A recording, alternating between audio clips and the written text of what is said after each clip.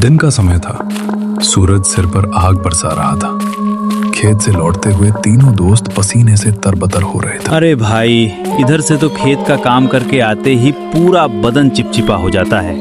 इतनी जानलेवा गर्मी है कि बस मन करता है घर पहुंचकर खाट पर ढेर हो जाऊं। लेकिन भाई सुरेश, घर में घुसते ही ऐसा लगता है मानो किसी तंदूर में घुस गए हों। पसीना सूखने का नाम नहीं लेता और नींद तो आती ही नहीं। बिल्कुल ठीक कहा मोहन भाई ने। खेत में सूरज आदमी को जलाता है और घर में दीवारें तपती हैं। हम इतने गरीब हैं कि एक पंखा तक नसीब नहीं। कैसी बेबसी है भाई। क्यों ना आज हम घर के अंदर सोने की बजाय बाहर आंगन में सोएं। बाहर कम से कम रात की ठंडी हवा का झोंका तो आएगा, न पसीने की बदबू होगी और न ही घुटन। आराम से खटिया डालेंगे और सुकून की नींद लेंगे। बोलो, क्या राय है? बात तो सही है, लेकिन गांव के बुजुर्ग कहते हैं कि रात को यूं खुले में सोना खतरे से खाली नहीं होता। फिर भी जब तुम दोनों कह रहे हो तो ठीक है, आज रात बाहर ही डेरा डालते हैं। पर सच कहूं तो दिल में थोड़ी सिहरन सी है। मोहन, तू डर मत। हम तीनों जान एक साथ रहेंगे तो किसी चुड़ैल का बाप भी हमारा बाल बांका नहीं कर सकता। आई तो डंडे से ही भगा देंगे। आज रात बाहर सोना पक्का रहा। बातें करते हुए जंगल के संकरे रास्ते पर आगे बढ़ रहे थे। अचानक उनके पीछे से एक काली परछाई बिजली की गति से निकली और फिर कुछ ही दूरी पर आगे जाकर गायब हो गई। अरे वो क्या था? देखा तुमने? कोई हमारे पीछे भागा था अभी। अरे छोड़, कुछ नहीं होगा। कोई जंगली बिल्ली या आवारा कुत्ता होगा। जल्दी चल, गांव पास ही है। वे तेज कदमों से गांव पहुंचे। रात गहराने पर मोहन और रमेश अपनी अपनी खटिया लेकर आए और सुरेश की खटिया के पास ही बिछा दी। अरे भाई, इस समय तो बाहर भी हवा बंद सी है, लेकिन उस भट्टी जैसे घर से तो लाख गुना बेहतर है। यहाँ कम से कम खुला आसमान तो नजर आता है। तो हाँ भाई, अब चुपचाप सो जाओ। थोड़ी देर में ठंडी हवा चलेगी तो मजा आएगा।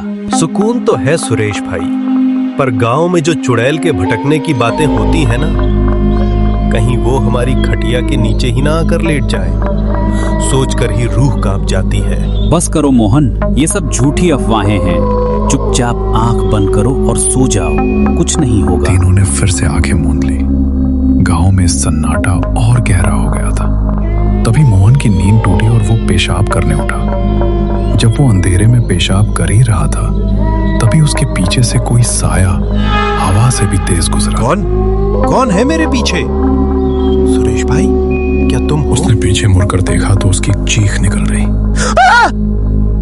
उसके ठीक सामने एक भयानक और डरावनी चुड़ैल खड़ी थी।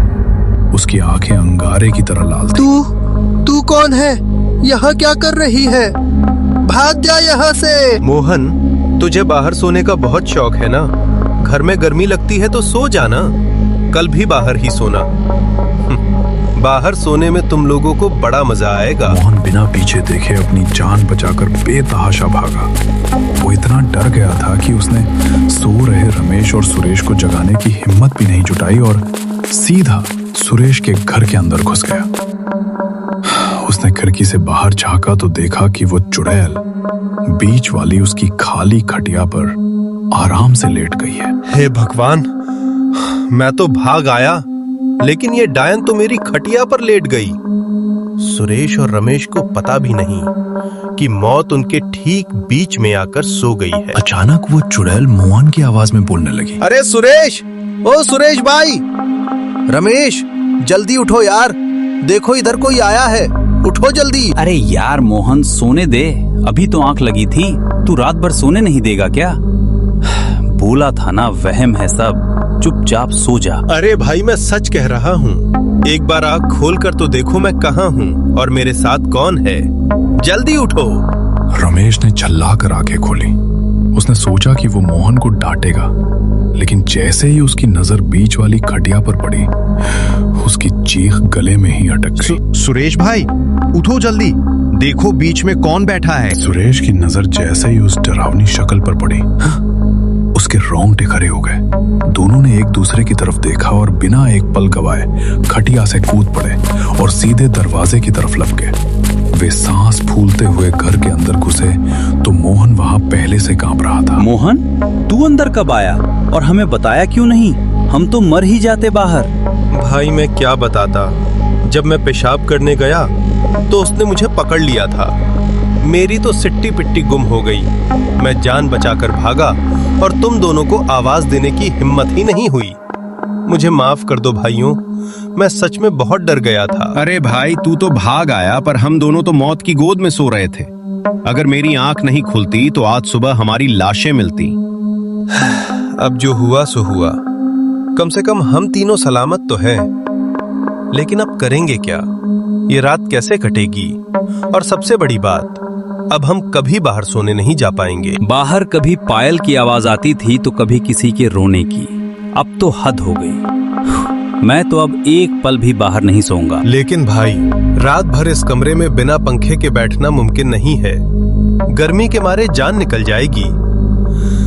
सही कह रहे हो। कल रात जो हुआ उसके बाद बाहर जाने की हिम्मत तो किसी की नहीं होगी। लेकिन अंदर सोएंगे कैसे?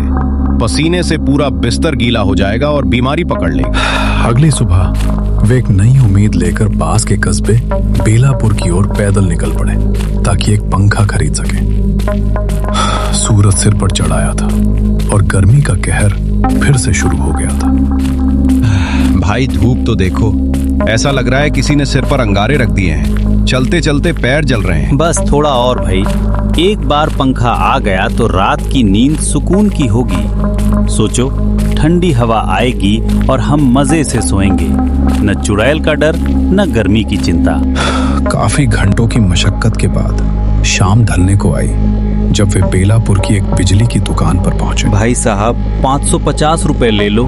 हम बहुत दूर से पैदल चलकर आए हैं, बड़ी मुश्किल से पैसे जोड़े हैं। चलो ठीक है, तुम लोग गरीब लगते हो, ले जाओ 550 में। ये लो पंखा। सुरेश ने पैसे दिए और रमेश ने खुश होकर वो भारी भरकम पंखा अपने सिर पे रख लिया। अब सूरज ढलने लगा था और आसमान लाल हो चला था। उन्हें पता था कि उन्हें उसी डरावने जंगल के रास्ते से वापस गुजरना है। चलो भाई, जल्दी निकलो, अंधेरा होने से पहले जंगल पार करना है। आज फिर से उस रास्ते पर डर लग रहा है। जल्दी चल रमेश भाई, तुम पंखा संभालो, हम तुम्हारे साथ साथ चल रहे हैं। बस थोड़ी देर और, फिर हम अपने गांव में होंगे। वे तीनों फिर से उसी जंगल के रास्ते में दाखिल हुए।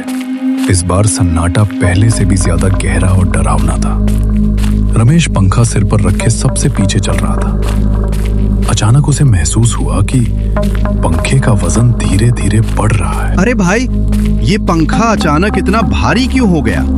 ऐसा लग रहा है जैसे कोई ऊपर से दबा रहा हो। अरे कुछ नहीं, थक गए होगे इसलिए वजन ज्यादा लग रहा है। लाओ लाओ, मुझे दे दो थोड़ी देर। नहीं भाई, मैं ले चलूंगा। पर सच में अभी तो हल्का था। रमेश को नहीं पता था कि उसके सिर पर रखे पंखे के ऊपर एक काला धुंधला साया आकर बैठ गया। रुको, 1 मिनट रुक जाओ। मेरा दम निकला जा रहा है। ये पंखा अचानक पहाड़ जैसा भारी कैसे हो गया? अरे रमेश भाई, ये तुम पंखे के ऊपर किसे बैठा कर ला रहे हो? भाई भागो, उसे नीचे फेंको। क्या? किसे बैठा कर ला रहा हूँ? मोहन भाई, तुम क्या बोल रहे हो? मैं तो बस पंखा लेकर आ रहा हूँ। क्या तुम्हें कोई दिख रहा है? हाँ भाई, ऊपर एक काला साया बैठा है। जो पंखा तुमने पकड़ा है उसके ठीक ऊपर एक औरत जैसा साया बैठा है और वो तुम्हें घूर रही है। क्या साया बैठा है? ऐसा नहीं हो सकता भाई। कहां से साया आ जाएगा? तुम मुझे डराओ मत मोहन, पहले ही बहुत डर लग रहा है। रमेश ने जैसे ही डर के मारे पंखे को जोर से हिलाया, वो काला साया अचानक गायब हो गया। मोहन ने अपनी आंखें मली और फिर से देखा तो वहां कोई नहीं था। उसे लगा शायद उसकी आंखों का धोखा था, लेकिन जैसे ही वे तीनों फिर से आगे बढ़ने लगे, वही साया अब उनके ठीक सामने प्रकट हो गया। उसकी लाल आंखें अंधेरे में चमक रही थी। तुम तीनों इतनी रात में कहाँ जा रहे हो?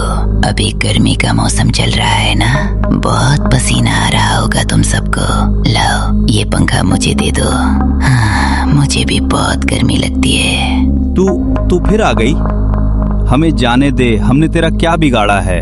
हम बस अपने घर जा रहे हैं। मुझे ये पंखा बहुत पसंद आया है, इसे यहीं जंगल में लगाओ। मैं यहाँ ठंडी हवा खाऊंगी, तुम तीनों यहीं रुक जाओ मेरे साथ। चुड़ैल की कर्कश हंसी सुनकर तीनों के हाथ पांव फूल गए। वो उन्हें जंगल के अंदर ही गोल गोल घुमाने लगी। वे एक ही रास्ते पर बार बार लौट आ रहे थे। ऐसा लग रहा था जैसे जंगल का रास्ता खत्म ही नहीं हो रहा। भाई ये क्या हो रहा है? हम भटक गए हैं। सुरेश भाई, ये चुड़ैल हमें कहीं जाने नहीं देगी। मेरा पैर भारी होता जा रहा है। मुझे ऐसा लग रहा है जैसे जमीन मुझे खींच रही है। मैं और तेज नहीं भाग सकता। वे भागते भागते एक ऐसी जगह पहुंचे जहां झाड़ियां बहुत घनी थी। अरे भाई, मेरा पैर फंस गया। सुरेश भाई, मोहन भाई, रुको, मेरा पैर हिल नहीं रहा है। लेकिन सुरेश और मोहन डर के मारे इतने अंधे हो चुके थे कि उन्हें एहसास ही नहीं हुआ कि रमेश पीछे छूट गया है। अरे भाई बचाओ मुझे। सुरेश भाई, मोहन भाई, मुझे अकेला मत छोड़ो। लेकिन सुरेश और मोहन बहुत दूर निकल चुके थे। रमेश अकेला उस डरावनी चुड़ैल के सामने खड़ा था।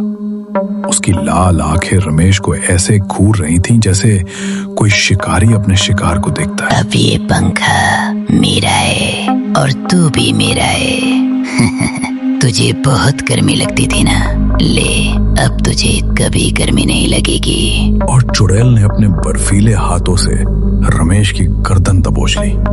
रमेश की आवाज उसके गले में ही घुट कर रह गई। दूसरी तरफ सुरेश और मोहन भागते भागते गांव की सीमा में घुस चुके थे। वे सीधे सुरेश के घर के अंदर घुसे और दरवाजा पहर दिया। सुरेश, जल्दी दरवाजा ठीक से बंद करो, वो साया पीछे ही होगा। लेकिन रमेश कहाँ रह गया? वो तो हमारे पीछे ही था ना। क्या रमेश पीछे नहीं है? अरे हम तो तीनों साथ दौड़ रहे थे, मुझे लगा वो तुम्हारे पीछे है। अरे सुरेश भाई, रमेश के पंखे के ऊपर जो साया था, लगता है उसी ने उसे पकड़ लिया। हम तो भागे, हमें पता ही नहीं चला कि वो पीछे रह गया। हे भगवान, ये क्या हो गया? हमने पीछे मुड़कर एक बार भी नहीं देखा। मोहन, रमेश की जान खतरे में है, हमें वापस जाना चाहिए। पागल हो गए हो क्या सुरेश भाई? इस अंधेरी रात में उस जंगल में वापस जाना मतलब मौत के मुंह में कूदना है। तुमने देखा नहीं वो चुड़ैल कितनी भयानक थी। अब हम कुछ नहीं कर सकते, सुबह होने का इंतजार करना ही होगा। हाँ भाई, बात तो सही है, पर मेरा मन कचोट रहा है। बेचारा रमेश हमारी वजह से पंखा लेने गया था, अब उसकी जान चली गई तो हम खुद को कभी माफ नहीं कर पाएंगे। दोनों दोस्त रात भर जागते रहे। सुबह होते ही सन्नाटे में चिड़ियों की चहचहाहट गूंजी। सुरेश भाई, सुबह हो गई है, बाहर बहुत सन्नाटा है, चलो चलकर देखते हैं। हाँ चलो, भगवान करे रमेश सही सलामत हो। जैसे ही सुरेश ने दरवाजा खोला, उसके मुंह से चीख निकल आई। उसकी आंखें पटी की पटी रह गईं। दरवाजे के ठीक सामने रमेश की लाश पड़ी थी और उसकी गर्दन पर गहरे काले निशान थे, जैसे किसी ने उसे बुरी तरह जकड़ कर मारा हो। सबसे डरावनी बात यह थी कि उसके शव के बिल्कुल बगल में वो नया चमचमाता पंखा रखा हुआ था। वही पंखा जिसे खरीदने के लिए वे कल जंगल गए थे। रमेश! अरे रमेश भाई उठो, ये क्या हो गया? देखो सुरेश भाई, चुड़ैल ने इसे मार दिया। और देखो, ये पंखा भी यहीं पड़ा है। वो इसे मारकर पंखा हमारे दरवाजे पर छोड़ दी। हमने पंखा तो पा लिया, पर अपने भाई को हमेशा के लिए खो दिया। कहानी का अंत यहीं होता है। वे दोनों अब हमेशा के लिए डर के साए में जीने लगे।